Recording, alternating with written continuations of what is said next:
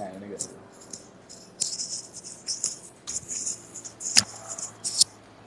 Teman pertama, terus Mas Yudi.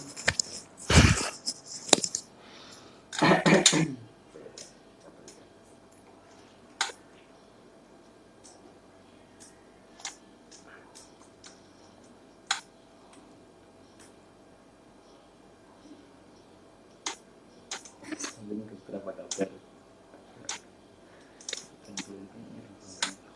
Waalaikumsalam, sedikit lapar. Kamu ibu ngomongin kenapa?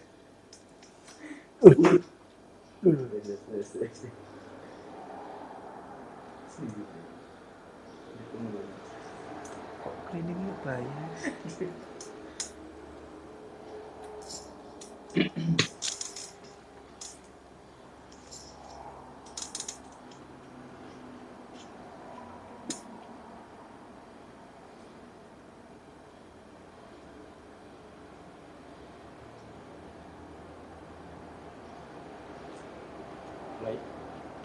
Baik.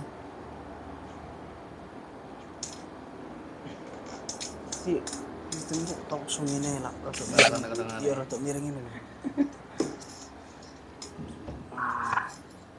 Baik. Baik, terima kasih sebelumnya. Assalamualaikum warahmatullahi wabarakatuh. Waalaikumsalam warahmatullahi wabarakatuh. Selamat pagi teman-teman semua.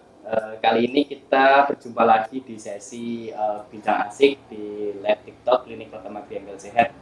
Nah, jadi ini pada kali ini kita menghadirkan lagi narasumber kita yang kemarin lalu telah menyampaikan beberapa pesan-pesan dan juga tips kesehatan.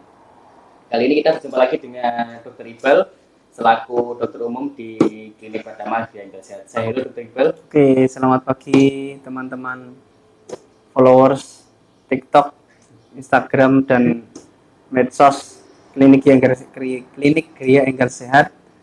Semoga di rumah selalu sehat selalu.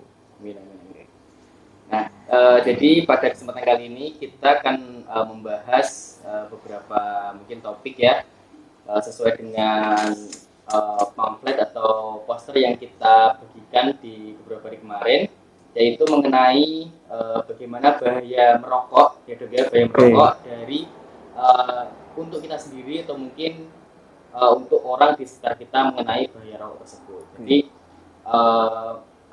silakan teman-teman simak pembahasan pada pagi hari ini. Mungkin nanti jika ada yang ditanyakan atau mungkin sedikit mengganjal mengenai statement-statement dari kita, monggo ditanyakan di kolom komentar juga. Baik itu teman-teman. Nah, jadi pagi ini dok kita membahas mengenai bahaya merokok dan juga mungkin efek negatif dari rokok itu terhadap diri kita sendiri atau mungkin dari orang di sekitar kita gitu dok. Jadi ada beberapa kasus dok, mungkin kita itu tidak merokok atau kita tidak merokok pasif, tidak merokok aktif, tapi itu beberapa orang mengalami gejala mungkin sesak nafas dan sebagainya. Itu bagaimana dok mengenai fenomena tersebut itu? Ya, untuk fenomena itu sebenarnya mungkin lagi viral ya, mungkin repost di teman-teman Instagram, mungkin lagi sering berkeliaran di story teman-teman juga. Betul. ada beberapa kasus anak 1 sampai 2 tahun yang mungkin sering berulang batuk pilek dan kemudian ada sesak nafas, dan setelah ditelusuri ditanya-tanya ternyata ada anggota keluarga yang mungkin paling sering ayah, kemudian yang merawat setiap hari atau menunggui biasanya nggak hanya ayah, mungkin dari kakaknya mungkin yang sudah tua, kemudian dari kakeknya, karena mungkin orang-orang tua sudah kecanduan merokok lama, jadi mereka susah untuk berhenti merokok, dan dilala punya anak kita rawat ya wis, pokoknya mungkin pemahamannya mereka pokoknya nggak merokok di dekat anak, anaknya nggak kena asap rokok, padahal kan merokok itu asapnya juga nempel di baju, kemudian kita kontak ngobrol, bau mulut sama anak mungkin kurang nyaman, tetapi anak kecil kan juga belum terlalu banyak bisa protes, bisa ngomong, jadi mereka hanya mungkin terkena imbasnya aja, padahal mereka juga tidak merokok, seperti itu ya. Mungkin dari orang tua tersebut atau mungkin orang terdekat itu tidak merokok atau tidak menimbulkan asap di dekat orang tersebut, itu bisa terkena juga. Bisa terkena juga, biasanya karena mungkin sebenarnya itu pembelaan sih, misalnya wong saya nggak ngerokok di depan atau di dekat anak saya kok, padahal efeknya asap merokok itu bukan secara langsung kena mukanya ngerokok, itu bukan, mungkin merokoknya di luar atau pas di tempat kerja tetapi masih nempel di baju, nikotin dan lain-lain, karbon dioksida nempel di baju, terus mungkin anak dicium ya kan, digendong mungkin menghirup dari baju, itu juga bisa terjadi gangguan pernafasan yang mungkin nggak sekali langsung terkena, itu nggak, biasanya berulang ya, bisa mungkin paparannya bisa 2-3 bulan, dan kemudian kok anak saya sering batuk pilek ya, kok sering sesek. Nah bisa jadi karena mungkin awal-awal anggapnya oh pokoknya batuk pilek biasa, ternyata setelah ditelusuri lebih dari itu, ada penyebab lain yang mungkin lebih diwaspadai daripada batuk pilek biasa yang hanya karena virus, mungkin itu karena paparan asap rokok yang tidak disadari masih menempel di baju dan terhirup anak. Gitu teman-teman, jadi walaupun secara langsung ya itu asap tidak terlihat atau mungkin hanya menempel di baju pun itu bisa mendapatkan efek juga terhadap orang-orang di sekitar kita. Benar. Nah juga nih dok, beberapa hari lalu itu saya sempat melihat kayak posan di Instagram gitu loh, itu kayak ada foto rongsen gitu dari mungkin kayaknya anak umur 1 tahun atau 2 tahun gitu. Nah itu ternyata kayak ada mungkin warna putih di sebelah paruhnya, itu kenapa begitu kira-kira? Nah, kalau gambaran pada anak sesek, terutama pada anak yang mungkin usia 1-2 tahun, itu yang paling sering didapatkan adalah pneumonia.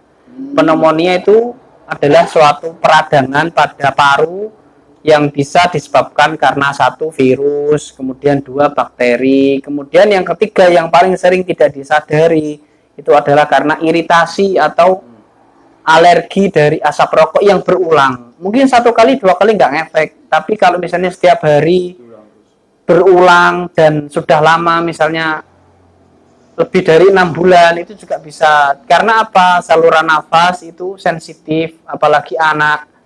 Jadi jika kita punya anak yang sering batuk, jangan terus buru-buru kita obati. Kita cari dulu penyebabnya apa. Jangan-jangan diobati kok nggak sembuh-sembuh. Lawang ya nggak sembuh-sembuh, orang tuanya masih merokok, kemudian keluarga kerabatnya, mungkin kakaknya yang pengasuhnya juga merokok, itu juga bisa. Ya pantas nggak sembuh-sembuh karena memang faktor lainnya yang menyebabkan peradangan terus pada saluran nafas gitu. Jadi harus dicari tahu. Nah ternyata itu dari hasil dianalisa itu ternyata itu ayah itu perokok aktif, tapi ketika ditanya itu mengelak dong, jadi itu bukan merokok di dekat anaknya. Gitu. Seringnya seperti itu memang. Jadi pengelakannya, pembelaannya seperti itu. Jadi memang saya merokok pas di kantor aja, saya merokok di luar rumah. Nah, padahal kan itu pakai baju. Nah, jadi buat mungkin orang tua yang sayang sama anaknya, terutama masih kecil dan masih sering sakit-sakitan, mungkin di rumah punya anak yang sering batuk pilek, terus juga posisi orang tuanya merokok. Nah, itu perlu diwaspadai. Jangan-jangan kita sendiri yang jahat kepada anak-anak kita, kepada mungkin kerabat kita, adik kita, bukan karena memang dia kebanyakan es kan, kadang batuk pilek kebanyakan es, kebanyakan permen, ternyata kebanyakan terpapar asap rokok seperti itu. Jadi kan kita yang jahat kepada anak-anak kita gitu. Mungkin gini dok, kira-kira nih apa aja ya selain mungkin dampak rokok itu ketika nanti kita mungkin udah berkeluarga nih, kita kan udah tahu tadi kan kayak mungkin efeknya mungkin nanti bisa menyerang ke anak kita, atau mungkin jadinya nanti perokok pasif ya. Mungkin apa sih yang penyebab lainnya itu, mungkin nanti dampaknya ketika nanti kita sudah menjadi perokok aktif itu nanti. Ada faktor-faktor lain atau penyebabnya gitu. Yang bisa berdampak ke depannya ya. Pada rokok, terutama pada dewasa. Sebenarnya orang merokok itu respon orang beda-beda. Ada yang mungkin orang-orang tua, saya sering menemukan orang-orang tua merokok dari usia kecil nggak berefek dan nggak ada keluhan sesak ya. Iya sih mungkin seperti itu. Tapi banyak yang juga pada anak-anak masih mungkin umur 20 tahun merokoknya baru 2-3 tahun sudah sesek banyak gitu. Karena kembali lagi kalau dikatakan respon tiap orang beda-beda, ya memang beda-beda. Tetapi pada survei mengatakan bahwa mungkin merokok itu lebih banyak buruknya daripada baiknya, seperti itu. Ya mungkin dengan alasan untuk rileks, orang merokok kan untuk rileks ya, untuk rileks pikiran tenang seperti itu. Ya mungkin itu ada dampak efek dalam tanda kutip positifnya bagi orang perokok yang bisa mungkin mengalihkan pikiran yang berat, kemudian santai, karena adiktif. Rokok itu adiktif yang candu. Jadi pengen terus gitu, seperti itu. Itu juga yang paling sering adalah penyakit namanya PPOK. PPOK itu penyakit paru obstruktif kronis. Gampangannya saluran nafas orang normal itu bisa mengembang dan mengempis maksimal. Misalnya mengembang segini, mengempisnya segini. Pada orang yang perokok lama, timbul keluhan sesek, paru-parunya nggak bisa mengembang normal. Misalnya mengembangnya harusnya segini, itu cuma segini tok, gini. Karena lengket karena parunya sering radang, kemudian radangnya itu luka, jadi jaringan parunya itu luka, penyembuhannya nggak maksimal, jadi fungsi parunya juga menurun, seperti itu. Yang bikin sesek itu banyak pasien dengan orang-orang tua dengan keluhan sesek ke IGD dengan bunyi nafas ngik-ngik, ya mungkin dikiranya sakit asma, ternyata perokok aktif berat. Nah itu bisa dikatakan berat sampai sehari 2 bungkus. Nah berarti habis matiin nyalain terus. Nah seperti itu yang paling sering. Terus kemudian kanker paru itu juga bisa ngeparu, yang mungkin tidak disadari kok badan semakin kurus, nafsu makan turun, kemudian ada batuk darah, terus dicek ternyata tidak ada bakteri TBC, setelah ditelusuri ternyata ada benjolan atau ada tumor di dalam paru. Itu juga bisa, karena itu sering diakibatkan karena adanya radang terus. Jadi asap rokok yang masuk ke paru-paru itu menjadi iritan, menjadi agen yang mengiritasi dari paru, yang menyebabkan adanya perubahan sel-sel sehingga timbul tumor. Terus juga yang paling sering juga itu adalah kanker nasofaring. Pernah dengar? CA nasofaring itu kanker yang posisinya sangat sulit untuk dioperasi, juga susah, di terapi juga susah karena itu sangat mengganggu. Posisinya itu di pangkal mulut dekat hidung. Pangkal mulut belakang dekat hidung. Berarti ini mulut, ini lubang hidung di sini. Mendesaknya, jadi bisa sampai bengkak lehernya. Itu nggak bisa makan, terus kemudian nggak bisa bernafas, ada telinga keluar berdarah, kemudian hidung mimisan terus. Nah, itu juga sangat mengganggu.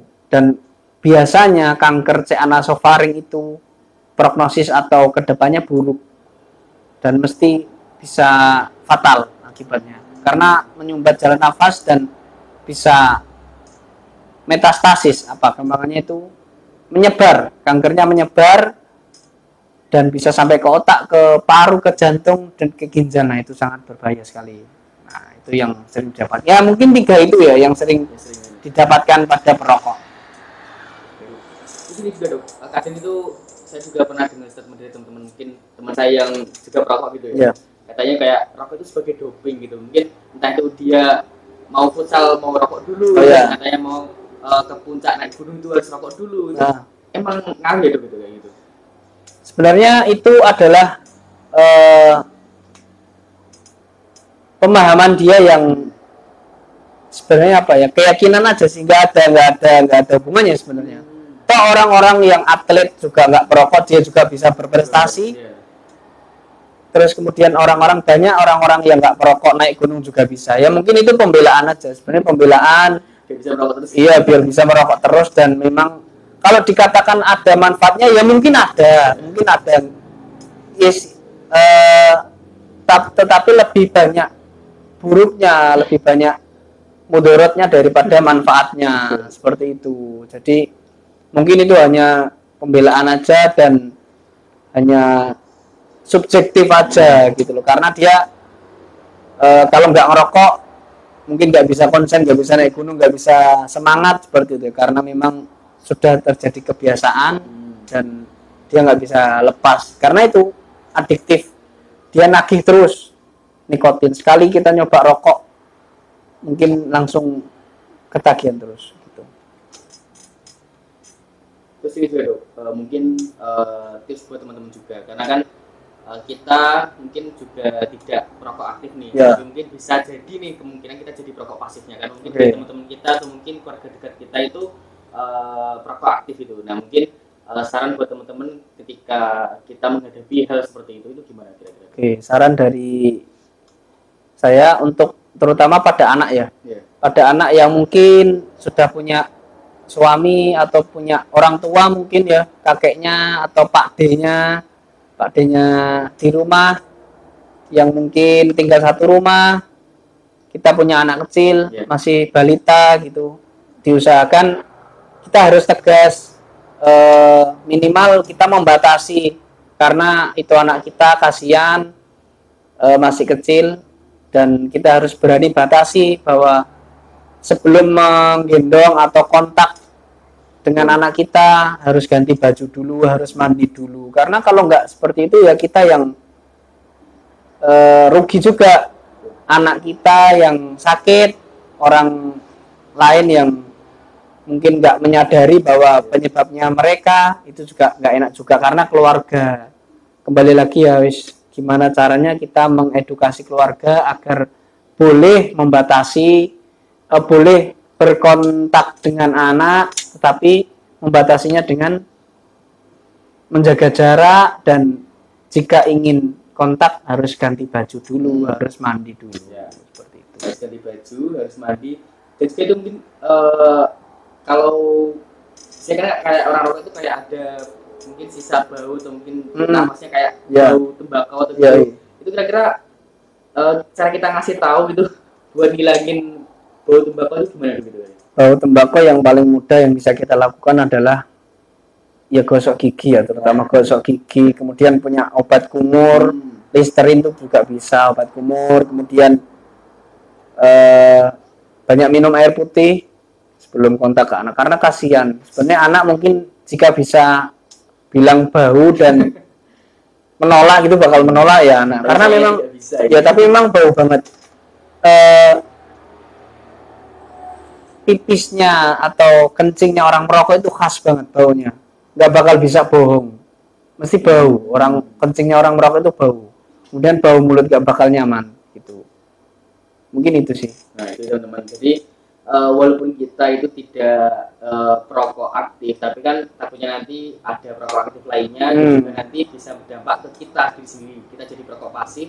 Nah itu juga bahaya teman-teman gitu. Jadi sebenarnya itu lebih bahaya mana sih kalau kita perokok aktif atau perokok pasif? Karena saya pernah dengar nih katanya lebih bahaya yang perokok pasif gitu, yang mungkin kita dampaknya gitu. Itu kira-kira yang benar yang mana tuh? Sebenarnya gitu. Sebenarnya kalau menimbang Sama-sama bahaya. Sama-sama bahaya sebenarnya. Cuma kan bahayanya yang dari rokok aktif itu karena dia kan terus-terusan yang terpapar secara langsung. Karena perokok pasif juga sama, dia terkena kontaknya melalui kepulan asap atau sisa-sisa bercak di baju yang mungkin terhirup, itu sama-sama juga. Dan yang kasus perokok pasif mendapatkan kasus-kasus sesek itu juga bisa. Terus kemudian kanker, ternyata saya nggak merokok, ternyata perokok pasif, kanker juga bisa. Bisa juga perokok pasif. Nah itu kan zalim juga kita. Keluarga kita dilala, istri kita misalnya, atau mungkin orang tua kita merokok, orang tua kita nggak merokok, ternyata yang sesek orang tua kita. Nah seperti itu kan ya nggak enak juga. Tuh. Ternyata beda juga ya kita jadi perokok pasif ini. Ya. Ini ada pertanyaan Jo. Kalau vape itu sama saja atau lebih aman dong? Ini mungkin yang lebih ke elektrik gitu loh, yang elektrik ya. Vape gitu. Itu kira-kira lebih bahaya yang mungkin lebih bahaya elektrik atau mungkin yang konvensional yang rokok tembakau dan sebagainya kayak gitu. Sebenarnya kalau misalnya vape itu kan basicnya liquid ya. Iya, pakai liquid cairan gitu. Liquid itu sebenarnya juga bahayanya sama rokok, cuma mungkin lebih rendah ya yang vape ya. Tapi juga kita tidak membenarkan bahwa memakai vape lebih aman juga enggak juga gitu. Karena vape juga bagaimanapun itu dalam bentuknya asap. Asap yang mungkin tadi sama menimbulkan peradangan yang berulang pada paru-paru, sehingga di kemudian hari justru pada penelitian yang ada yang mengatakan bahwa lebih berbahaya vape ya. Lebih berbahaya vape. Cuma saya belum membaca ulang jurnalnya, itu juga bisa menyebabkan peradangan paru yang timbul di kemudian hari. Karena juga kan kalau kita lihat juga ya, asap yang ditimbulkan dari vape itu malah lebih banyak daripada yang konvensional itu. Lebih tebal banget ya, lebih tebal, lebih kepulan asam lebih banyak banget. Nah itu juga bisa. Terus juga kan kadang pernah kejadian kayak berita mungkin entah itu vape, mungkin itu kayak meledak gitu di mulut gitu. Jadi kan pernah kayak waktu dihisap, itu meledak gitu. Jadi kayak gitu. Mungkin ada faktor apa namanya itu bahaya juga gitu dari yang elektrik gitu. Selain yang dari asapnya juga mungkin dari kayak elektriknya bisa meledak gitu juga kan. Nah, kalau meledak ya bisa hancur ya mulutnya. Makanya itu. Nah itu. Saya bertanya dong. Bagaimana tipsnya untuk suami atau ayah agar berhenti merokok? Wah ini kayak agak susah hidup. Buat mengedukasi buat berhenti merokok. Tips agar suami atau mungkin ayah dan kerabat sekitar ya. Karena merokok itu kembali lagi adiktif. Orang-orang yang merokok mesti pertama adalah mencari pembelaan atau pembenaran. Karena dia nggak bakal bisa langsung stop total gitu, nggak bakal bisa. Karena itu tadi candu dan kemudian dia nagih. Nah itu karena mungkin ada nikotinnya itu tadi. Nah tipsnya adalah kita alihkan rokok itu dengan hal-hal lain. Misalnya kalau kakek saya itu perokok berat juga. Dulu itu kakek saya sampai di titik tidak mau merokok karena mungkin beliau itu sudah ngerasa pusing banget dan sesek, baru berhenti total. Itu pun pengalihannya juga ke permen sebenarnya, ke permen. Dan jika pengen banget itu cuma menghisap, bukan dinyalakan, bukan dihirup, tembakonya dihirup. Jadi sampai seperti itu karena saking susahnya orang berhenti merokok itu. Kalau memang niat banget berhenti merokok, ada kok layanan berhenti merokok itu ada. Ya di dinas kesehatan atau puskesmas tempat biasanya ada bagian promosi kesehatan itu bisa layanan berhenti merokok. Tapi itu ada obatnya juga, mirip-mirip kayak rehabilitasi gitu loh. Oh iya. Sama kita masih berikan, ya diberikan rokok tipis-tipis bisa, tapi nanti dikurangi sampai akhirnya selesai.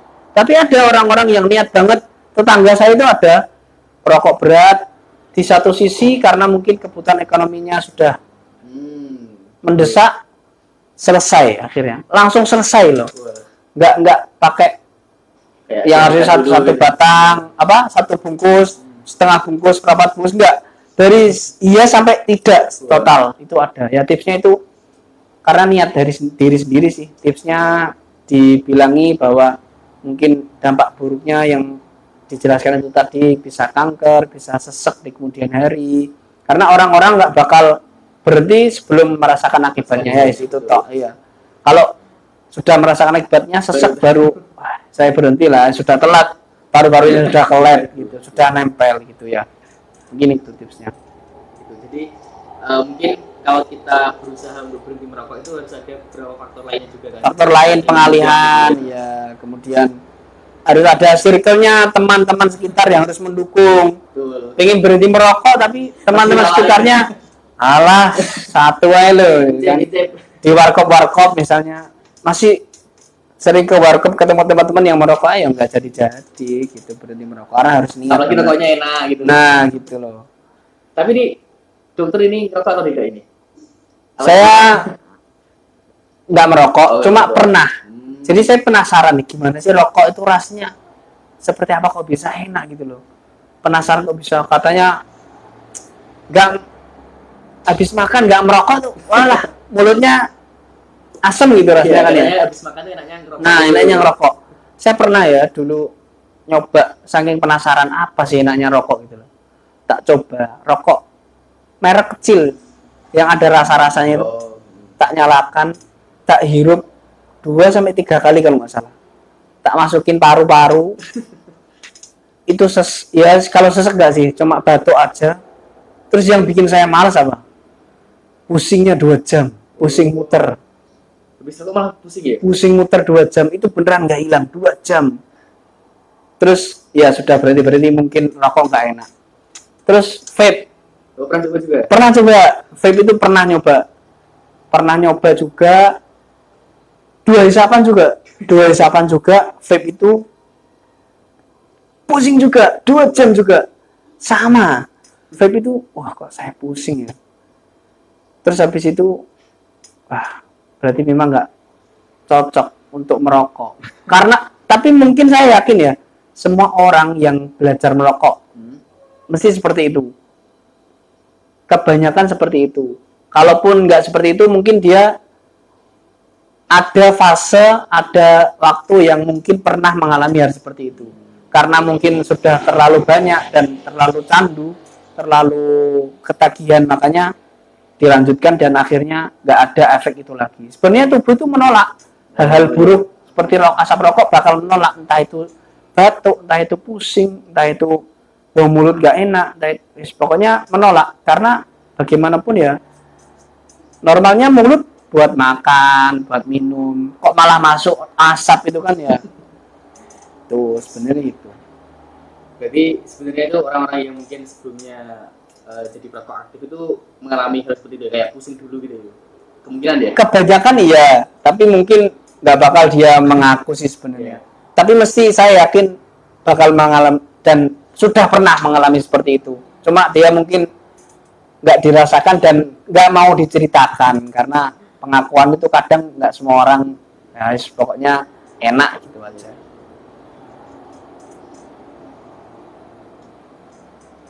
Ada lagi pertanyaan? Mungkin teman-teman jika ingin ada yang tanyakan ke Dr. Iqbal, nanti bisa dijawab langsung oleh Dr. Iqbal mengenai rokok atau mungkin mengenai cara mengatasi untuk berhenti merokok juga. Gitu. Nah, ya itu. Saya juga pernah teman saya itu bilang itu juga perokok aktif, itu sebenarnya konvensional dia. Saya mau istirahat rokok gitu, saya bilang gitu. Nah terus jauh hari ternyata dia pindah ke vape, ternyata makanya kenapa kok pindah ke vape. Ini mengurangi saya ini, karena memang gitu. Jadi dia dari konvensional itu katanya malah mengurangi ke pindah ke vape itu katanya itu menurut dia itu mengurangi dengan alasan untuk mengurangi rokok. Iya, padahal kan sama aja kan bener kan ya? Sama aja, jadi cuma pengalian aja berarti ya. Gitu. Jadi pengalian ya kalau memang mau berhenti ya jangan dialihkan ke vape, dialihkan ke yang lain. Yaitu kalau secara pengalaman kakek saya sih itu ya.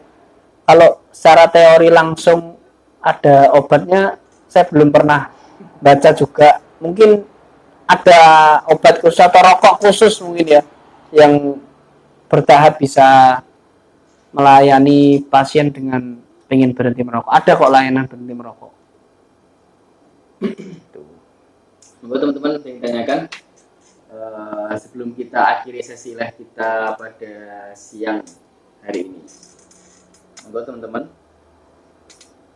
Oke.